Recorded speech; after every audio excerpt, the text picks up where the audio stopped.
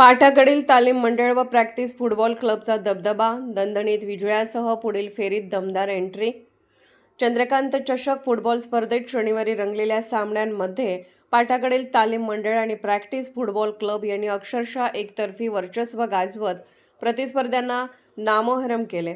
बालगोपाल तालीम मंडळाच्या वतीने आयोजित या स्पर्धेत दोन्ही संघांनी प्रभावी खेळाचे प्रदर्शन करत पुढील फेरीत दिमाखात प्रवेश निश्चित केला.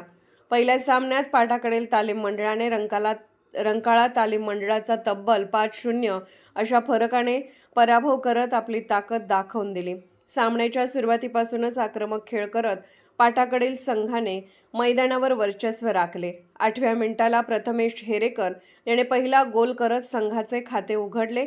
त्यानंतर 14व्या मिनिटाला ऋषिकेश मेथे पाटील यांच्या अचूक पासवर पुन्हा प्रथमेश हेरेकर याने गोल नोंदवत आघाडी दुप्पट केली.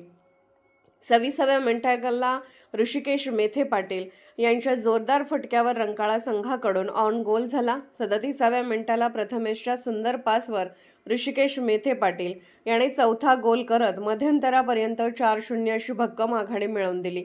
उत्तरार्धात रोहित मंडलिक याने डीच्या बाहेरून मारलेल्या अप्रतिम फटक्यावर 5वा गोल करत संघाचा विजय अधिकच दणदणीत केला. रंकाळा संघाला संपूर्ण सामन्यात एकही गोल करता आला नाही. दुसऱ्या सामन्यात प्रॅक्टिस फुटबॉल क्लबने वर्षा विश्वास फुटबॉल क्लबवर 4-0 असा एकतर्फी विजय मिळवला.